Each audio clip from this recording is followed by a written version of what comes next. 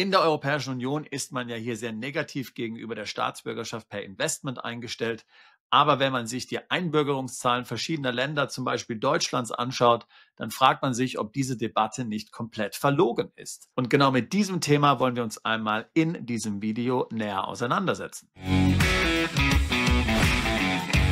Du hast es sicherlich schon auf unserem Kanal hier und anderswo gehört. In der Europäischen Union ist man hier ganz stark gegen die sogenannte Staatsbürgerschaft per Investment. Da gibt es ja verschiedene Länder, wo man hier einen Zweitpass kaufen kann, komplett legal. Man kann sich hier gegen eine Spende an das Land, üblicherweise liegt die so im niedrigen sechsstelligen Bereich, also zwischen 100.000 und 250.000, einbürgern lassen. Man bekommt dann einen Pass und Mitglieder deiner Familie bekommen dann ebenfalls einen Pass. Wenn man sich so anschaut, was in der Welt passiert, Wehrpflicht wird wieder eingeführt, Kriege über Kriege, möglicherweise Besteuerung nach Staatsbürgerschaft, vielleicht Vermögensteuer, wenn es ganz schlimm kommt, Enteignung nach Staatsbürgerschaft. Also wenn man sich all diese Gefahren, diese Risiken anschaut, dann mag es nicht verwundern, dass Wohlhabende sich solche Staatsbürgerschaften in verschiedenen Ländern, zum Beispiel der Karibik, hier kaufen, einfach als eine Versicherungspolice. Nicht, weil sie vorhaben, wirklich jetzt irgendwo auf einer Karibikinsel zu leben, sondern dass sie einfach diesen Pass in der Schublade haben, sodass, falls doch mal irgendwas passiert, sie dann hier reisefähig sind und möglicherweise dann auf diese zweite Staatsbürgerschaft umswitchen können. Seit Juni 2024 ist es ja auch für Deutsche komplett legal, eine zweite Staatsbürgerschaft zu haben. Österreicher können es leider noch nicht. Schweizer konnten schon immer eine zweite Staatsbürgerschaft haben. Viele dieser Programme, zum Beispiel jene auf den Karibikinseln, hier sprechen wir von St. Kitts and Nevis, St. Lucia, Grenada etc. Jene Länder erlauben bisher hier den visafreien Zugang zum Schengen-Raum. Das heißt also, die Europäische Union hat hier eine Vereinbarung mit diesen Ländern, dass man mit einem solchen Pass hier visumsfrei in den Schengen-Raum einreisen kann. Das will die EU nun aber unterbinden, denn man sagt, wir wollen nicht, dass hier irgendwelche Leute, irgendwelche Gangster, irgendwelche internationalen Verbrecher aus den üblichen Territorien, sagen wir mal irgendwelche Russen oder sagen wir mal Koreaner oder Iraner oder was weiß ich. Wir wollen hier nicht, dass diese Leute hier visumsfrei in die EU einreisen können. Wir wollen diese Leute eigentlich überhaupt nicht haben und deshalb bestimmen wir nun, dass man mit diesen Pässen hier nicht mehr visumsfrei in die EU einreisen kann. Die negative Einstellung gegenüber Citizenship by Investment sieht man auch hier an Ländern wie zum Beispiel Malta und Zypern. Da war es ja bis vor kurzem legal, eine solche zweite Staatsbürgerschaft ebenfalls zu erwerben gegen eine Spende. In Malta musste man dann fast ja 1 Million auf den Tisch legen, damit man die maltesische Staatsbürgerschaft bekommt. Ein kreatives Programm für ein kleines Land wie Malta, das keine natürlichen Ressourcen hat, 500.000 Einwohner, irgendein Fels im Mittelmeer. Und für ein solches Land waren natürlich die Mittel, die man damit eingeworben hat, hier sehr wichtig für die Infrastruktur, damit man hier auch in Malta investieren konnte. Also das Geld ist hier sicherlich so verwendet worden, dass es der Bevölkerung in Malta hier zugutekommt. Aber man hat nun verboten, dass die Maltesen dieses Citizenship by Investment Programm hier weiter betreiben können. Mit der gleichen Begründung, wir wollen nicht, dass irgendwelche Syrer, Russen, Iraner und so weiter hier einfach eine EU-Staatsbürgerschaft käuflich erwerben wollen. Wir wollen diese Leute nicht bei uns in der EU haben. Also allein diese Entscheidung ist natürlich rechtlich gesehen höchst fragwürdig, denn ist die EU wirklich in der Position, dass sie einem souveränen Staat verbietet, wie dieser Staat hier letztlich seine Staatsbürgerschaften vergibt, wen dieser Staat zum Staatsbürger macht? Also das ist höchst problematisch natürlich, aber das sei jetzt mal hier beiseite gestellt. Mir geht es eigentlich um einen ganz anderen Punkt hier. Wenn man sich mal die Zahlen anschaut, wie viele Pässe eigentlich hier zum Beispiel von den Karibikinseln vergeben werden, dann stellen wir fest, dass es im Grunde genommen eine sehr kleine Anzahl ist. Also wir sprechen hier möglicherweise von ein paar hundert, vielleicht von ein paar tausend im Jahr. Garantiert jetzt hier also nicht Zehntausende pro Jahr oder Hunderttausende pro Jahr. Ist ja auch klar, das Ganze kostet eine Stange Geld. Das können sich also nur Wohlhabende leisten. Also hier jetzt seitens der EU zu proklamieren, dass man hier letztlich dann unterwandert wird von solchen Leuten, die eine zweite Staatsbürgerschaft haben, ist natürlich völliger Quatsch.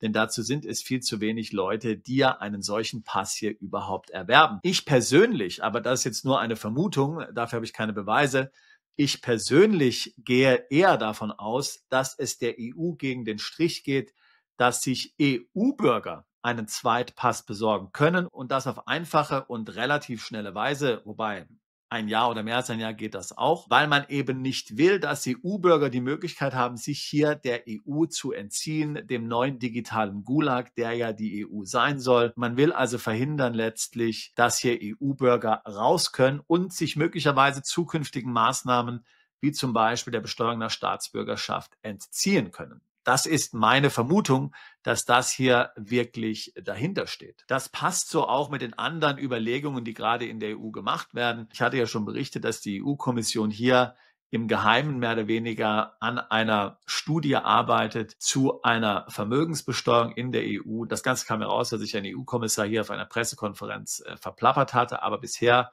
wurde dazu noch nichts veröffentlicht. Wenn man sich auch die ganzen Programme hier anschaut, die innerhalb der EU lanciert werden zur Vermögenskontrolle, sage ich jetzt mal, oder zur Vermögenstransparenz, zum Beispiel Mika oder dann auch DRC 8, jetzt hier am Beispiel Kryptos.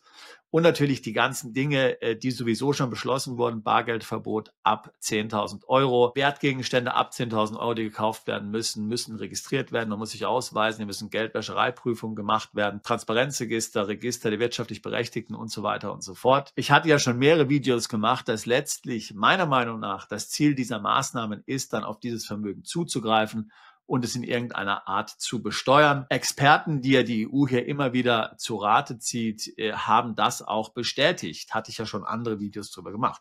Also das ist, glaube ich, das Eigentliche, was hier in den Köpfen der EU-Führung vorgeht. Und da passt es natürlich überhaupt nicht ins Konzept, dass einfach jemand hingehen kann, sich für 100.000 oder 200.000 eine Staatsbürgerschaft kaufen kann und sich dann sehr schnell hier sozusagen dem ganzen EU-Zirkus entziehen kann. Und ich meine im Grunde, dass dieser Punkt hier bestätigt ist, wenn man sich einmal hier die Einbürgerungszahlen in Deutschland anschaut. Mir ist klar, Deutschland ist nicht die EU, aber jeder weiß, Deutschland ist der wichtigste Player in der EU. Also man kann davon ausgehen, dass die Tagesordnung der EU-Führung hier ganz zentral von Deutschland natürlich beeinflusst und gesteuert wird. Und man kann daher auch davon ausgehen, dass Deutschland natürlich hier mit dabei ist, wenn es darum geht, diese Staatsbürgerschaften per Investment zu verdammen. Auch wenn mir jetzt hier keine konkreten Aussagen deutscher Politiker vorliegen, das muss ich ganz klar sagen. Aber man kann davon ausgehen, dass in der deutschen Politik ebenfalls hier diese Position unterstützt wird. So, wenn man sich jetzt einmal anschaut hier, wer jetzt eigentlich in Deutschland eingebürgert wurde in den letzten Jahren, ja, dann stellt man überraschend fest, dass es genau die Leute sind, die man eigentlich hier gemäß der Kritik an den Staatsbürgerschaft per Investmentprogramm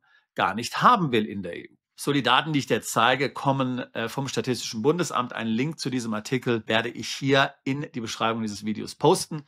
Und hier kannst du schon mal sehen, wie stark eigentlich die Einbürgerungen 2024 in die Höhe geschossen sind. Nämlich 292.000 wurden hier eingebürgert in Deutschland. Ist ja klar, da wurde das neue Staatsbürgerschaftsrecht verabschiedet, ist also nicht verwunderlich. Jetzt schauen wir uns einmal an, wer eigentlich hier eingebürgert wurde. Zunächst mal 762.000 Türken, das darf nicht weiter verwundern. Wir haben ja eine sehr große Community hier von Türken in der Türkei, also das ist in gewisser Weise natürlich zu erwarten. Aber jetzt schauen wir mal hier die nächsten Länder an. Das sind jetzt übrigens Zahlen hier aus den Zeiträumen 2000 bis 2024. Syrien, insgesamt 266.000 Syrer, 127.000 Iraner, 111.000 Iraker, 98.000 Ukrainer, 93.000 Afghanen, 85.000 Russen, 76.000 Marokkaner und dann interessanterweise ein paar Briten und dann noch Libanesen. Jetzt hat man doch hier groß verkündet, dass das genau die Länder sind, die man eigentlich nicht in der EU haben will und deswegen will man nicht diese Staatsbürgerschaft per Investmentprogramme. Aber wenn man sich jetzt Deutschland anschaut, dann werden ja genau diese Leute eingebürgert. Die bisherigen Zahlen, die ich dir vorgestellt habe, das war das ganz normale Einbürgerungsverfahren. Es gibt jetzt aber auch ein Expressverfahren in Deutschland, wo man hier sozusagen in besonderen Umständen hier eingebürgert werden kann. Man sagt dazu auf Englisch Naturalization by Exception. Also wenn zum Beispiel sich derjenige in einer besonders schwerwiegenden Situation befindet und hier schweres humanitäres Leid vermieden werden soll, dann können eben auch hier Leute unter ganz besonderen Bedingungen hier auf die Schnelle eingebürgert werden. Jetzt schauen wir uns mal, wer hier eingebürgert wurde in Deutschland zwischen 2000 und 2023, wiederum etliche Türken. Dann aber wiederum Syrer 18.000, Ukrainer 10.000, Russen 8.400, Iraker 5.618. So, wie gesagt, ich habe ja nichts gegen diese Leute, darum geht es jetzt ja gar nicht, sondern hier geht es im Grunde genommen darum, dass die EU auf der einen Seite sagt, wir wollen diese Leute nicht in der EU haben, die dürfen nicht einen solchen Pass kaufen, aber auf der anderen Seite sind das genau die Leute, die hier zu Hunderttausenden in das wichtigste EU-Land, nämlich Deutschland, eingebürgert werden. Ja? Daran sieht man eigentlich, dass diese Debatte hier komplett falsch ist, dass es gar nicht wirklich um diese Leute geht, die man angeblich nicht in der EU hier haben möchte, sondern es geht im Grunde genommen darum, dass der EU und den dort Herrschenden, denjenigen, die dort das Sagen haben, diese ganze Idee einer Staatsbürgerschaft, die man erwerben kann und damit im Grunde die Kontrolle demjenigen gibt, der dann die Staatsbürgerschaft kaufen kann, hier komplett gegen den Strich geht. Man will es auf jeden Fall verhindern, dass diese Staatsbürgerschaften noch beliebter werden. Deswegen beschränkt man hier den visumsfreien Zutritt per Schengen. Und meiner Meinung nach geht es eben darum, dass für EU-Bürger letztlich diese Staatsbürgerschaften dann uninteressant gemacht werden sollen. Denn ein EU-Bürger soll nicht sagen, okay, wenn es mir in der EU nicht mehr gefällt, dann besorge ich mir eben den Pass hier von Antigua. Kann ich ja weiterhin dann visumsfrei wenigstens in die EU einreisen, kann mich ja relativ frei bewegen. Wenigstens zu Besuch. Ich meine, Leben ist dann was anderes, ja. Aber das will man genau hier unmöglich machen. Was ist deine Meinung? Wie siehst du dieses ganze Thema? Siehst du es genauso wie ich? Glaubst du auch hier, dass diese Debatte im Grunde genommen höchst verlogen ist und dass es der EU gar nicht um Staatsbürger dieser umstrittenen Länder geht und dass diese Zugang zur EU haben, möglicherweise in die EU einreisen können, sondern im Grunde darum, dass EU-Bürger, insbesondere vielleicht sogar Deutsche, eine solche Staatsbürgerschaft nicht erhalten sollen können. Ich würde mich freuen über deine Kommentare und wenn auch dich dieses Thema zweite Staatsbürgerschaft hier interessiert, das ist auf jeden Fall was, wozu wir dich beraten können. Wir machen das seit vielen Jahren, beschäftigen uns seit vielen Jahren mit solchen Themen. Das ist garantiert ein interessanter Weg. Nicht nur übrigens hier Citizenship by Investment, sondern auch zum Beispiel die Einbürgerung. Dadurch, dass man in einem Land hier mehrere Jahre wohnt, da gibt es ja interessante Möglichkeiten in Lateinamerika, aber übrigens auch in der EU, zum Beispiel Irland. Wenn du in Irland 4 Jahre lebst, dann kannst du den irischen Pass dir beschaffen als EU-Bürger sehr einfach und kannst dann zum Beispiel auch im UK leben und auf den anderen britischen Inseln. Also durchaus eine sehr interessante Option, auch wenn man sich außerhalb der EU orientieren möchte. In diesem Sinne würde ich mich freuen, mit dir ein Beratungsgespräch zu führen. Link dazu packe ich hier in die Beschreibung dieses Videos mit hinein. Wie gesagt, wir tun seit fast 20 Jahren nichts anderes, als uns genau mit solchen Themen zu befassen. Und ich würde mich freuen, auch dich als bald zu unserer Mandantschaft zählen zu können. Bist du Unternehmer, Freiberufler oder Investor? Zieht es dich schon lange ins Ausland? Mach heute den ersten konkreten Schritt in eine Zukunft mit mehr Geld und mehr Freiheit.